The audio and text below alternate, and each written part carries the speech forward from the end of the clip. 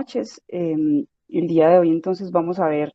este tema que se llama anestesia para cirugía bariátrica más allá de la obesidad. Mi asesor fue el doctor David Cuartas y pues la idea que teníamos era como hablar acerca de las consideraciones anestésicas para la cirugía bariátrica y conocer cómo se evalúan y cómo se tratan estos pacientes intraoperatoriamente y cómo lo hacen los diferentes grupos de la ciudad como para unificar algunos conceptos. Entonces, pues vamos a empezar con un poco de epidemiología. Tenemos pues muchos datos de Reino Unido y Estados Unidos, de Colombia pues casi no hay. Entonces, es importante hablar de esto porque aproximadamente el 24% de los hombres y el 25% de las mujeres en Reino Unido tienen obesidad. Esto pues dándonos como una alta incidencia de esto, siendo uno de cada cuatro personas en este país, en esta isla, teniendo obesidad. Entre 2011 y 2012 se multiplicó el número de pacientes que se ingresaron a los hospitales de la red de hospitales de Reino Unido con un diagnóstico primario de obesidad y como extrapolando estos datos, se podría decir que en 2050 la mitad de la población de Reino Unido sería obesa, lo que traería pues grandes costos para el servicio de salud, aproximadamente 45.500 millones de libras adicionales al año, lo que significa más o menos 61.500 millones de euros y 70.100 millones de dólares por año. Entonces, en el mundo, o sea, la estadística mundial nos dice que más de 1.000 millones de adultos tienen sobrepeso y que de esos 1.000 millones, al menos 300 millones de esos son obesos, estimándose que más o menos para el 2025 el 40% de la población adulta en los Estados Unidos va a ser obesa. También pues un número muy importante. Viendo entonces cómo se está incrementando el número de pacientes obesos en el mundo, se han aumentado también mucho los procedimientos bariátricos. En 2018, aproximadamente 252.000 procedimientos bariátricos se realizaron en Estados Unidos, siendo aproximadamente 61% gastrectomías en manga y 17% procedimientos de bypass gastroyeyunales. Y también se ha visto que en las últimas 2 décadas esas estadísticas de los pacientes que se hacen estos procedimientos han cambiado mucho, teniendo un promedio de edad que aumentó de 38 a 44 años, que ya son más los hombres que se hacen los procedimientos, ya también son más los afroamericanos y los hispanos. Y lo que se ha encontrado es que esta cirugía definitivamente sí mejora las enfermedades cardiovasculares de estos pacientes, mejora el control de la hipertensión, la intolerancia a la glucosa y la diabetes tipo 2, la dislipidemia y la mortalidad por todas las causas. Entonces, podríamos decir que la obesidad es una enfermedad endémica, especialmente en los países occidentales, y que este aumento en este diagnóstico y en la cantidad de procedimientos bariátricos ha hecho que se tengan que realizar más técnicas o que las técnicas que deban ser más seguras, ya se han implementado pues técnicas mínimamente invasivas y con esta mayor demanda pues también se ha como exigido que además de que sean más seguras, sean más rápidas y que los pacientes tengan una recuperación más pronta para que sus complicaciones pues sean menores. Para ello se debe conocer la fisiopatología perioperatoria de estos pacientes eh, con el fin de disminuir el estrés quirúrgico, las complicaciones, mejorar la rehabilitación posoperatoria y el pronóstico de estos pacientes. Entonces vamos a empezar pues con la definición para decir que un paciente es obeso es porque tiene un índice de masa corporal por encima de 30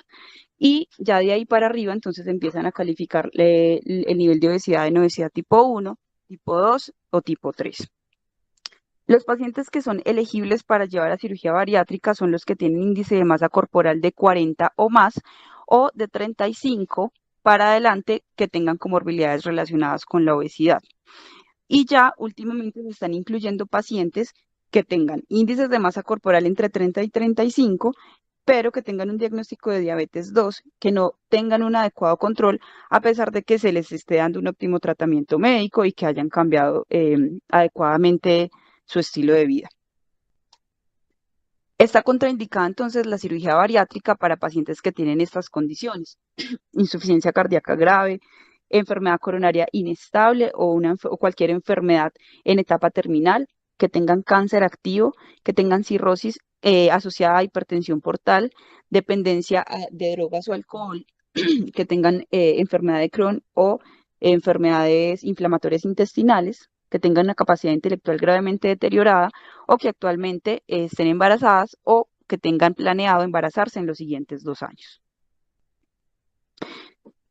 Entonces, los tipos de cirugía bariátrica pueden ser de 3 tipos. Cirugías malabsortivas, restrictivas o que sean una combinación de ambas. Las que son únicamente malabsortivas están descontinuadas, quedando pues actualmente solamente las cirugías restrictivas y las que son combinadas. El bypass gástrico y la manga gástrica, que son los que vemos ahí en la imagen, son los procedimientos que actualmente más se están realizando en nuestro medio, siendo el bypass una combinación de un procedimiento restrictivo y malabsortivo, y la manga sí es únicamente restrictiva. Ahorita, pues en este momento, los procedimientos laparoscópicos son los preferidos y los que se están realizando en la mayoría de los casos. Tienen muchas más ventajas cuando se comparan con las cirugías bariátricas abiertas porque tienen una recuperación más temprana, tienen menor riesgo de complicaciones pulmonares posoperatorias y tienen una reducción del dolor posoperatorio de forma significativa.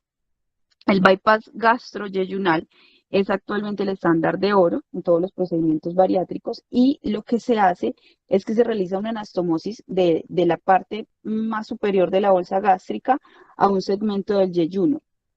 sin pasar entonces por la mayor parte del estómago, el duodeno y el yeyuno proximal. Vamos a hablar entonces un poco acerca de la fisiopatología de la obesidad. Sabemos pues que el paciente obeso va a tener una serie de cambios fisiológicos y estructurales en su cuerpo que van a estar involucrando varios sistemas y órganos, entre los que más se destacan pues son la vía aérea, los cambios respiratorios pues a nivel de vías aéreas inferiores, cambios cardiovasculares, gastrointestinales, endocrinos y musculoesqueléticos. En este momento pues nos vamos a centrar específicamente en los que de manera directa nos pueden afectar como anestesiólogos las decisiones pues pre, intra y postquirúrgicas, que van a ser pues sobre todo como los recuadros que están en la parte superior. Entonces, con los pacientes obesos pues tenemos mayor incidencia de intubación difícil y ventilación difícil y se ha encontrado pues en las descripciones de que los obesos tienen una asociación de un 30% más de posibilidades de intubación difícil o fallida en la primera ocasión, aunque los predictores de laringoscopia difícil puedan ser los mismos para los pacientes no obesos. Hay que evaluarle a los pacientes el movimiento del cuello, el Mallampati y si tienen algún síntoma que nos haga sospechar síndrome de apnea, hipopnea del sueño. Cuando tienen la circunferencia del cuello mayor de 60, se va a asociar a una probabilidad de 35% de tener laringoscopia difícil. Entonces, pues tenemos que también irnos pues preparados para una intubación difícil e incluso para una ventilación difícil, si además se acompaña el paciente pues de barba. Bueno, además lo que se ha descrito también es que si tienen un índice de masa corporal por encima de 35, van a tener una incidencia de 20% de síndrome de apnea del sueño severa. Y esto se va a asociar a desaturación en el posoperatorio, a falla respiratoria o a eventos cardíacos adversos, también todo en el posoperatorio. Em, Además, como ellos empiezan pues a hacer esta cantidad de cambios respiratorios, pueden hacer el síndrome de hipoventilación por obesidad, que consiste en hipoxia crónica, hipercapnia y acidosis. Eh, Esto entonces nos va a llevar a que, como esto es de manera crónica, vaya a ocurrir una vasoconstricción pulmonar, generando pues unas presiones de llenado mayores en el ventrículo derecho con hipertensión pulmonar y disfunción en el ventrículo derecho finalmente.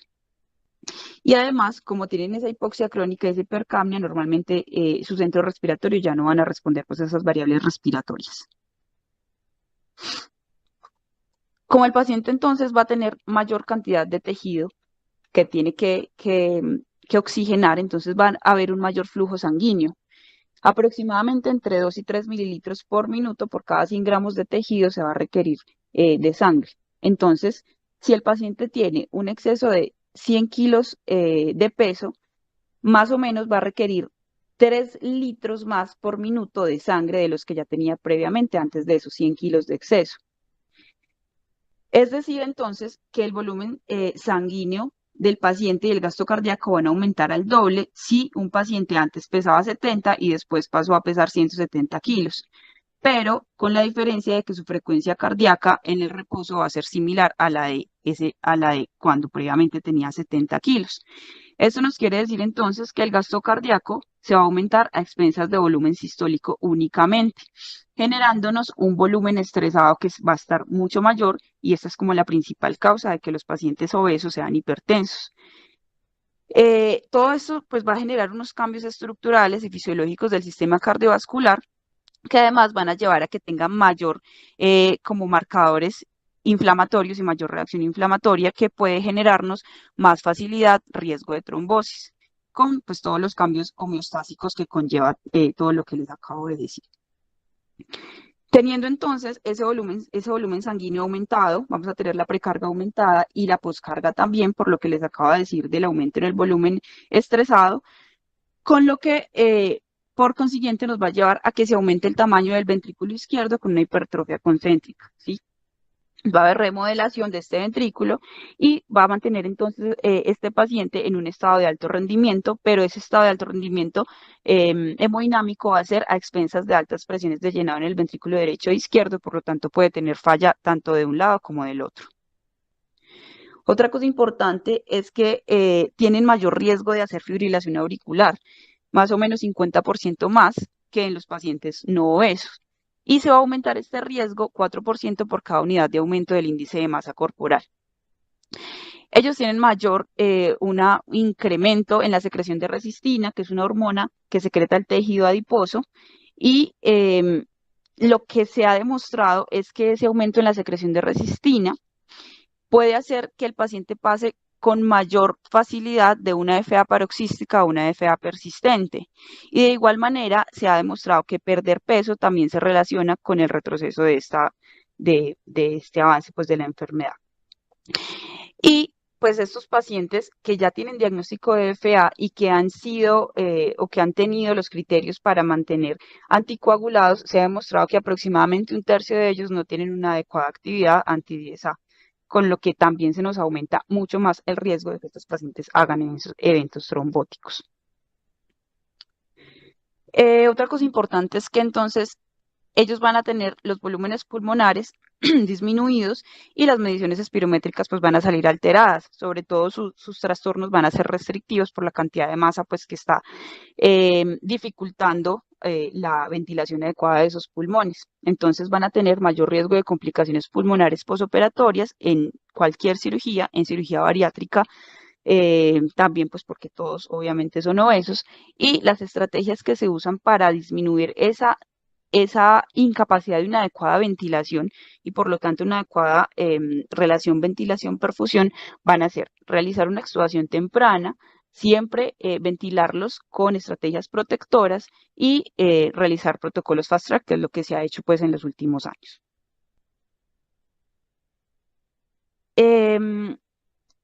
Después de que han existido pues varios estudios, como lo acaba de decir, de los protocolos fast track en muchos tipos de cirugía y también en cirugía bariátrica, se ha demostrado que tiene una mejor evidencia la recuperación de los pacientes, los protocolos ERAS para diferentes tipos de cirugía, y la cirugía bariátrica ha sido también un objetivo de ello.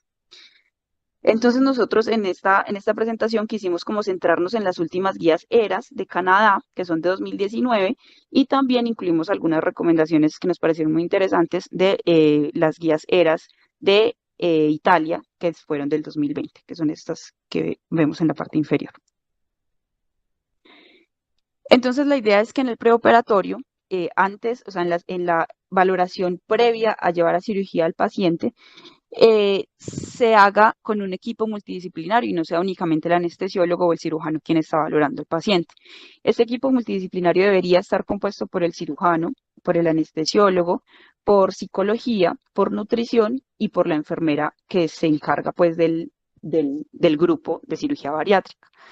La idea es que se ajusten las comorbilidades de este paciente Ellos pueden, como ya lo vimos previamente, pues tener múltiples comorbilidades cardiovasculares, respiratorias y gastrointestinales, y pues la idea es que ellos vayan con todo eso lo más ajustado posible. Los pacientes que tienen diagnóstico de apnea del sueño, la idea es que un mes previo a la cirugía se les ponga un CPAP durante las noches y que se les esté evaluando la oxigenación con gases arteriales. Si esa oxigenación no mejora, eh, la idea o lo que se debería hacer es que ellos empiecen a disminuir peso, porque se ha demostrado que esa disminución de peso previo a la cirugía disminuye las complicaciones posoperatorias.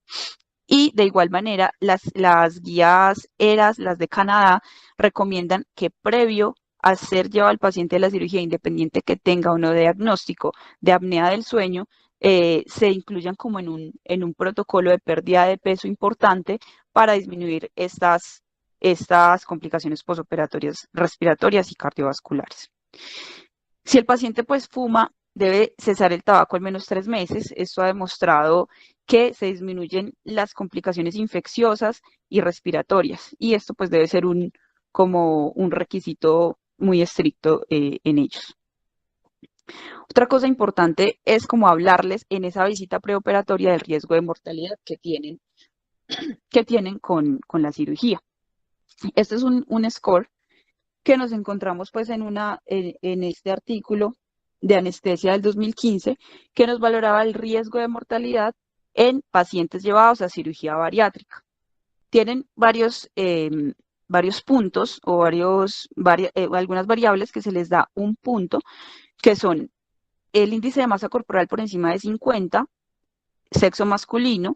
tener 45 años o más, que tenga diagnóstico de hipertensión o cualquier factor de riesgo para embolismo pulmonar, que pueden ser los que dicen ahí. Previo tromboembolismo venoso,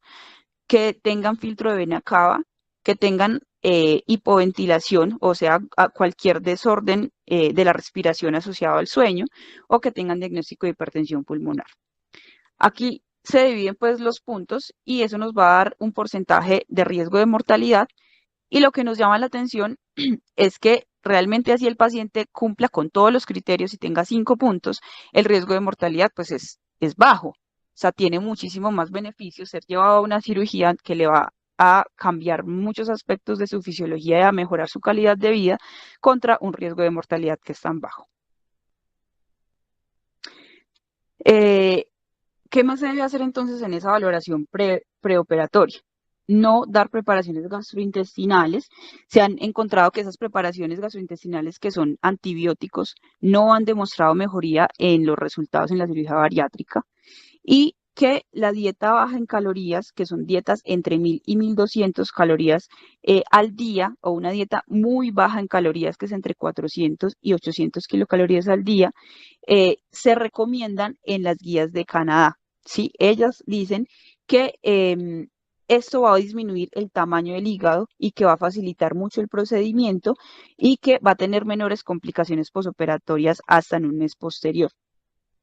Sin embargo, las guías italianas no lo recomiendan, pero es importante tenerlo en cuenta, porque además de que el paciente va a llegar con menor peso para la cirugía, también va a facilitar mucho el procedimiento quirúrgico. El ayuno no va a tener cambios con respecto a un paciente que no sea obeso. Vamos a solicitar un ayuno de 6 horas para sólidos y de 2 horas para líquidos claros.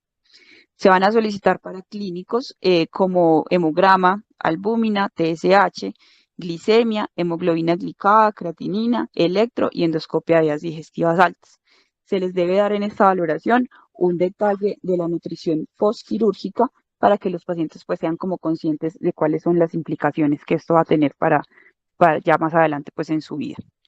Y la idea es programar la cirugía mínimo 4 semanas previas aproximadamente. En cuanto a la valoración cardiovascular, entonces lo que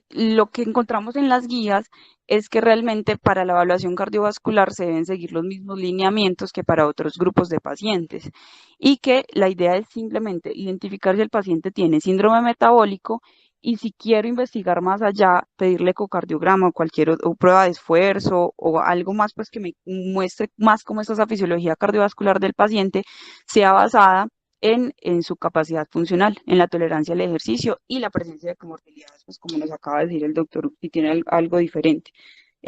Por lo contrario, no es como recomendado hacerlo de rutina. No se ha determinado si realmente existe un beneficio o una utilidad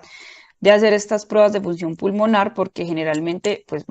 se sabe que van a salir alteradas. Sí, esto no nos va a cambiar la conducta de realizar la cirugía. A mí me parece pues importante destacar y mencionar que hay herramientas para detectar si hay posibles trastornos del sueño. Entre ellas está pues esta herramienta que es el Stop Bank, que es un cuestionario que se ha validado pues en pacientes obesos. Es fácil de calcular y ha demostrado una buena correlación con la gravedad del posoperatorio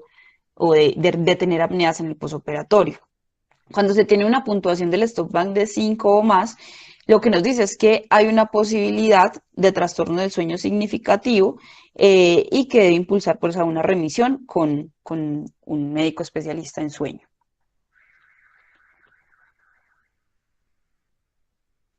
Bueno, ahora sí, pues como en el momento en el que el paciente ingresa a la sala de preparación antes de pasar al quirófano, la idea es que tenga dos accesos venosos, que se le haga una monitoría básica y que en ese momento se evite dar sedantes u opioides de acción prolongada, porque esto nos puede pues generar más posibilidades de que el paciente se demore mucho más en despertar. Sabemos pues que los pacientes con obesidad, como por los motivos que nombramos ahora, tienen mucho mayor riesgo de hacer tromboembolismo venoso. Y es muy importante hablar de esto porque las complicaciones tromboembólicas van a representar el 50% de la mortalidad asociada con cirugía bariátrica. Entonces, lo que nos recomiendan estas guías es que el paciente debe estar con medias de compresión previo a ser llevado a la cirugía, pues en el momento al ser llevado a cirugía, y que se debe iniciar tromboprofilaxis justo después de salir pues de la cirugía. Puede ser con heparinas no fraccionadas o con heparinas de bajo peso molecular ajustadas a peso y no hay necesidad de, pues ninguna de las dos ha demostrado que sea mejor que la otra. Ya vamos a ver pues ya es cómo se van a dosificar. En cuanto a la preparación de la piel y la profilaxis antibiótica, entonces se recomienda mejor cortar el vello del sitio quirúrgico en lugar de afeitar, porque como estas laceraciones que podría generar el afeitado pueden llevar a mayor riesgo de hacer infecciones. Se recomienda hacer el lavado quirúrgico con clorexidina. Ha demostrado menor tasa de infecciones comparado cuando el lavado es con yodopovidona. Y se recomienda utilizar cefazolina prequirúrgica y adicionar metronidazol cuando la cirugía es bypass gástrico. Y si tienen alguna alergia a las cefalosporinas o a las penicilinas, entonces la idea es que se les aplique vancomicina o clindamicina. En cuanto a la anestesia, entonces, vamos a hablar acerca de estos ítems, que es la dosificación de medicamentos, la vía aérea y la ventilación, el manejo antiemético y la analgesia. En las guías de Canadá, entonces, dan al inicio unas recomendaciones muy puntuales que son el uso reducido de opioides, sobre todo si son opioides de larga acción. Recomiendan utilizar mejor los de acción corta, por lo que nombramos ahora, pues, que estos medicamentos pueden demorarse mucho más en metabolizarse en ellos por el gran volumen de distribución y que pues va a retrasar la recuperación de ellos y con pues todas las complicaciones que conocemos de los opioides. Por lo tanto, pues dicen específicamente que se usen de manera reducida, si son de acción prolongada. Manifiestan pues hacer uso liberal de antemético intraoperatoriamente, líquidos endovenosos cristaloides de manera conservadora, máximo a 15 mililitros por kilo. No recomiendan analgesia epidural porque se ha demostrado que en comparación con otros métodos de analgesia no es que tengan una mejor puntuación en los scores de dolor y que por el contrario lo que hacen es que si el paciente se demore mucho más en recuperarse, entonces dicen que por favor se evite y que se mantenga la normotermia durante la cirugía.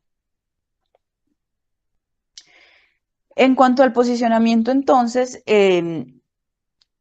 debemos pues tener en cuenta varias cosas y es que Las mesas quirúrgicas normales, las convencionales, no van a ser capaces de soportar un peso más allá de 205 kilos y que existen unas mesas que son especiales para este tipo de pacientes y para este tipo de cirugía que van a soportar hasta 455 kilos. En estos pacientes hay que tener pues especial cuidado con las zonas de presión, porque con facilidad hacen lesiones neurales y se han demostrado que el plexo braquial y el ciático son los que más se han lesionado en ellos. Y esto puede ser pues debido a que haya un estiramiento excesivo o una presión prolongada en estos sitios pues por donde pasan estos nervios.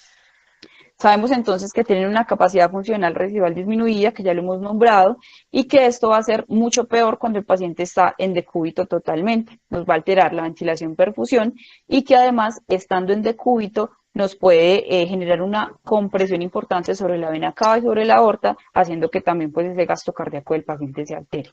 Por lo que la posición que vemos ahí al lado derecho es como la ideal para estos pacientes, que es un Trendelenburg invertido o un semisentado, y que estas nuevas mesas quirúrgicas pues lo facilitan mucho. Si no se tienen, se recomienda unir dos mesas quirúrgicas, pero pues esto es mucho más complicado y hay que pues igual tratar de mantener esta posición, así tengamos pues dos mesas quirúrgicas de las convencionales unidas. Bueno, en cuanto a la dosificación, hay que tener en cuenta que estos pacientes tienen diferentes tipos de peso.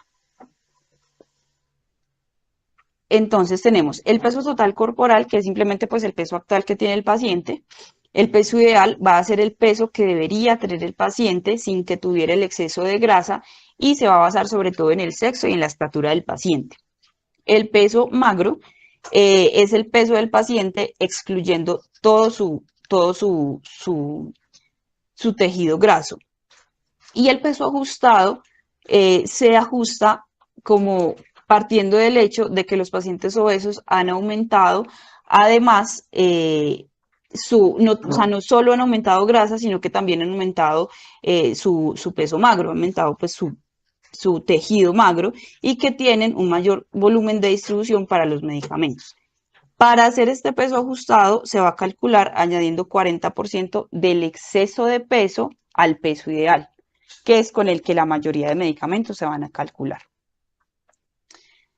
Entonces, en estos pacientes obesos, la mayoría del exceso de este peso va a ser por grasa, que así sea un tejido adicional, va a tener un flujo sanguíneo relativamente bajo. Se sabe entonces que los fármacos lipofílicos van a tener mayor volumen de distribución que los hidrofílicos en ellos. Y lo que dice la evidencia actual es que los cambios en ese volumen de distribución en los obesos son específicos del fármaco, por lo que hacer generalizaciones en cuanto a qué peso se debe usar o no, eso va a ser muy difícil. Si esto ha sido realmente como una controversia. Entonces los expertos en la anestesia bariátrica sugieren que se utilice el peso corporal magro o el peso ajustado pues para poder hacer los ajustes en la dosificación de los medicamentos anestésicos en lugar de hacerlo pues con el peso corporal total. Los medicamentos que son hidrofílicos, como los relajantes musculares, pues van a tener su distribución en el compartimento central y no va a haber ningún problema porque pues simplemente no son lipofílicos y entonces las dosis se pueden hacer basados en el peso magro. ¿Sí? Con ellos no hay que hacer el peso ajustado. Las dosis de neostigmina y su Gamadex van a estar relacionadas en cuanto al momento y a la dosis total que se puso de relajante y que pues obviamente haciéndole pues el cálculo y las mediciones, la monitorización de relajación muscular a estos pacientes. En el caso de los opioides, el efecto clínico de ellos va a estar poco relacionado con la concentración plasmática y va a ser más sobre todo por la concentración en el sitio efecto. Por lo tanto, la dosis de los opioides debería ser usada con el peso corporal magro o por lo menos mientras el paciente esté bajo anestesia general, que ya cuando se despierte ya se puede ajustar y se puede hacer la titulación de estos medicamentos hasta lograr su efecto. Entonces, pues en resumen, se puede decir, según esta tablita, que los inductores se pueden usar cuando se usan como dosis única, pues pueden ser usados con base en el peso magro, pero teniendo mucho cuidado de iniciar de inmediato el anestésico de mantenimiento. O sea, no podemos dar espera entre la dosis de inducción y ya el mantenimiento con lo que lo vamos a dejar. Y también usaríamos el peso magro para los opioides de acción larga, los anestésicos locales y los relajantes neuromusculares. En este punto también pues queríamos como conocer cómo ha sido la experiencia de los profes y de los anestesiólogos que dan anestesia para cirugía bariátrica, porque pues en los artículos que vemos y en estos cambios en los volúmenes de distribución que vemos en los pacientes obesos y que nos describen, es a veces muy discrepante con lo que se ve en la vida real. Entonces, realmente, ¿qué peso utilizan para los medicamentos o cómo han logrado hacer un ajuste adecuado para que esos pacientes no se queden cortos ni se excedan en estos medicamentos? Entonces, en conclusión, eh, siempre pues monitorizar la relajación de estos pacientes y no irnos pues con dosis bajas porque muchos de ellos pueden resultar sí efectivamente siendo estómagos llenos. Otra cosa pues que se me había olvidado mencionar ahora era el uso de las bombas de TCI con Propofol, porque ellas, las fórmulas que tienen incorporadas, que son las Marsh y las Schneider, no van a ser confiables en los pacientes que pesan más de 150 kilos. Entonces, ninguna bomba disponible va a permitir ingresar pesos superiores a esos 150 kilos o a pacientes que les vaya a dar un índice de masa corporal por encima de 35. Entonces, realmente hay una gran falta de evidencia sobre cuál es el mejor peso para usar con técnicas de TCI y para dar TIVA en estos pacientes. Y cuando se ponen dosis grandes de relajantes musculares y vamos a usar TIVA, va a ser un riesgo grande de que el paciente tenga recuerdo intraoperatorio. Entonces también es importante, además de monitorizar la relajación muscular, también monitorizar la profundidad de la anestesia si vamos a usar este tipo de anestesia. Bueno, otra cosa importante es si los relajantes musculares no despolarizantes han demostrado ser superiores a los despolarizantes y realmente no existe una evidencia que demuestre eso, que uno sea mejor que el otro en cirugía bariátrica y podría perfectamente elegirse el medicamento basado en parámetros como muy individuales de cada paciente y no solo en el hecho de que sea obeso. Otra cosa importante es que las dosis de succinilcolina se aumentan y se calculan según el peso corporal total, como nos dijo ahorita el doctor Bonet, porque los niveles y la actividad de la colinesterasa plasmática van a estar aumentadas en la obesidad, mientras que para los relajantes no despolarizantes vamos a seguir usando el peso ajustado o el peso ideal. Los agentes inhalados se van a metabolizar más rápido que en los obesos que en los pacientes no obesos. Entonces, en este artículo específicamente, perdón, que nos hablaban de desflorano y de sevoflorano, nos decía que tenían una recuperación más rápida, que era más predecible, que tenían recuperación temprana de las funciones mentales y físicas y que tenían poca incidencia de náuseas y vómito, con buen control hemodinámico y alta temprana de los hospitales. Por lo tanto, se atrevían a dar la recomendación de que los anestésicos inhalados se preferían en la cirugía bariátrica por encima de las infusiones de TIVA. Y quería mencionar lo que habla de los inductores en este otro artículo un poco más reciente, y es que a medida que aumenta el contenido de grasa, el gasto cardíaco y el volumen sanguíneo puede ser necesarias dosis mayores de agentes inductores como Propofol. Pero por otro lado, estos pacientes obesos son más sensibles a los efectos de los inductores. Entonces, como consecuencia, se deben poner inductores en función del peso magro. Y los opioides son medicamentos altamente lipofílicos y sus dosis de carga se van a calcular entonces en función del peso corporal total. Sin embargo, el uso de dosis altas de los opioides de acción prolongada como morfina van a requerir que tengamos más cuidado, que pues tengamos más precauciones porque pueden provocar depresión respiratoria en el posoperatorio, que es algo pues que debemos evitar y no queremos que ocurra. En cuanto entonces a la vía aérea y la ventilación de estos pacientes, ya sabemos pues que van a ser ventilación difícil y probablemente van a tener más posibilidades de que tengamos una intubación primera fallida. Entonces debemos posicionarlos en rampa, ubicando el trago a nivel del esternón, como podemos ver aquí pues en la imagen de la derecha, porque esto va a mejorar la visualización y además la oxigenación del paciente ya cuando entre en apnea. Posteriormente, ya cuando tenemos pues la vía aérea asegurada, la posición en silla de playa se va a utilizar para el mantenimiento porque además va a mejorar la excursión abdominal y las presiones en las vías respiratorias y mejorando pues la capacidad funcional residual de estos pacientes y como lo mencionaba ahora, también va a evitar pues la compresión sobre la cava y la aorta. Otra cosa que nos mencionaban ahí y que me llamó mucho la atención era que las fasciculaciones que generaba la succinilcolina habían demostrado que aumentaban el consumo de oxígeno y que podían acortar el tiempo de apnea en ellos. Entonces, pues que esa podría ser de pronto una consideración para escoger otro tipo de relajantes musculares o para hacer precurarización si se va a utilizar succinilcolina. Para escoger el tubo orotraqueal y para determinar con cuánto voy a ventilar a ese paciente, la idea es que se haga con el peso ideal. Y siempre usar entonces estrategias de ventilación protectora utilizando PIP y maniobras de reclutamiento alveolar constantemente o con cierta frecuencia durante la cirugía y ya al finalizar para evitar las atelectasias porque tienen mucha mayor posibilidad de desarrollarlas en el pues en el intraoperatorio y tener consecuencias pues, respiratorias en el post. Y se ha demostrado que ningún modo ventilatorio sea superior a otro, que no hay ninguno que haya demostrado que tenga menos complicaciones posoperatorias sobre otros métodos. Entonces, simplemente lo que recomiendan es utilizar mecanismos de ventilación protectora. En cuanto a las náuseas y los vómitos posoperatorios, entonces tenemos algunos estudios, les quisimos traer este que fue un estudio de Fast Track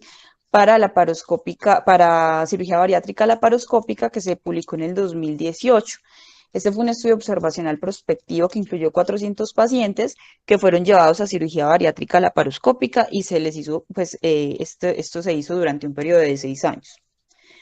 Lo que quería era entonces examinar el impacto de la profilaxis antiemética multimodal intraoperatoria en la cirugía bariátrica en Fast Track. Entonces, compararon si se puede usar varios esquemas antieméticos que eran pues los siguientes. Uno era únicamente con ondansetrón, el otro era con ondansetrón, ciclicina, dexametasona, el otro era dexametasona, ondansetrón y el último era dexametasona, ciclicina y clorperacina. Entonces, se distribuye, esto no fue al azar ni nada, eso simplemente fue observacional. Entonces, encontraron que los que menos tuvieron náuseas y vómitos postoperatorios fueron los del grupo que estaban incluidos en dexametasona, ciclicina y clorperacina, seguido del grupo de dexametasona, ciclicina y ondansetrón. Y en cuanto a la duración en la unidad de cuidados posanestésicos, también ese mismo grupo que incluía dexa, ciclicina, fue el que demostró menos duración. Entonces, efectivamente, demostraron que esos esquemas que incluían más o más medicamentos profilácticos para los náuseas y los vómitos postoperatorios traían mejores beneficios para el paciente para evitar las náuseas y los vómitos y además para una estancia menos prolongada en la unidad de cuidados posanestésicos. Entonces, encontraron que las náuseas y los vómitos postoperatorios se produjeron en 20% de los pacientes y que la terapia antiemética multimodal se asociaba significativamente con menos náuseas y vómitos postoperatorios, con una menor duración en la unidad de cuidados posanestésicos, una ingesta postoperatoria más temprana por confort del paciente y una estadía hospitalaria más corta, todas con una P significativa. Y entonces la conclusión fue que en comparación con otros modos antieméticos multimodales, la dexametasona asociada con ciclicina y clorperacina proporcionó la mejor profilaxis con un resultado de una P significativa. Todos los esquemas que eran multimodales antieméticos resultaron siendo superiores a los que incluían solamente un único antiemético. En cuanto a la analgesia, entonces, de este mismo grupo de pacientes quisieron pues verificar si la analgesia transoperatoria estaba siendo efectiva y cuál era la que estaba trayendo mejores resultados a los pacientes. Igualmente, fue un estudio observacional que incluyó 412 pacientes que fueron llevados a cirugía bariátrica laparoscópica y también el seguimiento fue a 6 años. Lo que pretendían era describir los resultados en diferentes aspectos clínicos con diferentes esquemas analgésicos. A todos los pacientes se les hizo infiltración en los puertos de los trócares y a todos en la unidad de cuidados posanestésicos se dejó con morfina por PSA. La diferencia fue que habían pues diferentes esquemas analgésicos también, cada uno al gusto del anestesiólogo que estuviera dando el manejo, y los grupos incluían morfina, acetaminofén más parecoxib, otro grupo era morfina con acetaminofén, el otro grupo era morfina sola y el último grupo era tramadol con acetaminofén y con diclofenaco. Encontraron entonces que los pacientes, o sea, lo que pretendían entonces era mirar los scores de dolor en la unidad de cuidados posanestésicos en las primeras horas y hasta 24 horas después. Entonces, eh, el grupo que tenía mayor cantidad de pacientes fue el de tramadol más de pacientes que no tenían dolor, fueron tramadol más acetaminofén más diclofenaco. Y cuando se evaluó el dolor severo, el grupo que más pacientes tuvo fue el de morfina sola. Entonces, me disculpan, no sé por qué me quedó ahí como mal señalados los grupos de los pacientes, pero lo que quería mostrar era que aquí en el grupo de morfina sola fue el que demostró que tenía mayor cantidad de pacientes en el grupo que tenían dolor severo en la unidad de cuidados posanestésicos. Y que por el contrario, el grupo de tramadol, acetaminofén más diclofenaco era el que tenía la mayor cantidad de pacientes en este ítem de no dolor en la unidad de cuidados posanestésicos. Y en la otra tabla, que lo que quería era mirar los puntajes de dolor a las 24 horas posoperatorias, encontraron que los que no tuvieron dolor, en el grupo de los que no tuvieron dolor, había pacientes de todos los grupos en una proporción muy similar, pues como vemos ahí, entre 18 y 24% todos los grupos, excepto el grupo de morfina sola, en el cual solo hubo 8.5% de los pacientes con esta especificación de no dolor. Y para valorar la duración, la duración hospitalaria, revisaron cuántos se quedaban menos de 24 horas, cuántos pacientes se quedaban entre 24 y 72 horas y los que se demoraban más de 72 horas en darles el alta del hospital. Y de quienes se quedaron menos de 24 horas, el grupo que menos pacientes tuvo en esta especificación fue el grupo de solo morfina. Y el grupo que más pacientes tuvo en esta especificación de estancia de menos 24 horas fue nuevamente el de tramadol, acetaminofén y diclofenaco. Además, con 0 pacientes en el grupo de estancia hospitalaria de más de 72 horas. ¿Sí? Entonces, nuevamente, pues, como pues sería de esperar, lo que demostraron fue que la analgesia intraoperatoria multimodal proporcionó una mejor analgesia posoperatoria, una menor duración en la unidad de cuidados posanestésicos y además otros resultados secundarios también demostró que tenían menor requerimiento posoperatorio de opioides, menos vómito posoperatorio, una ingesta oral posoperatoria más temprana, una deambulación temprana y una estadía hospitalaria más corta, cuando se comparaba con la analgesia intraoperatoria unimodal únicamente con morfina. Todas ellas cuando se comparaban con una P significativa de menos de 0.0001. Y en esta revisión sistemática y metaanálisis, lo que buscaba era aclarar si el bloqueo TAP proporcionaba analgesia postoperatoria eficaz en pacientes sometidas a cirugía bariátrica. Porque a pesar pues, de lo que hablamos ahora, de la analgesia multimodal, pues podía tener buenos resultados posoperatorios y comparado con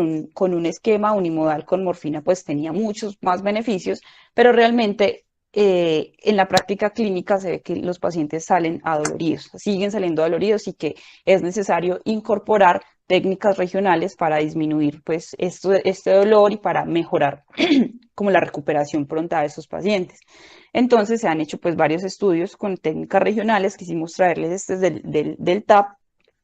en donde lo que ellos buscaron fue literatura que tuviera cualquier ensayo que comparara este bloqueo con cualquier grupo control, o sea, sin bloqueo o que se les hiciera una inyección simulada.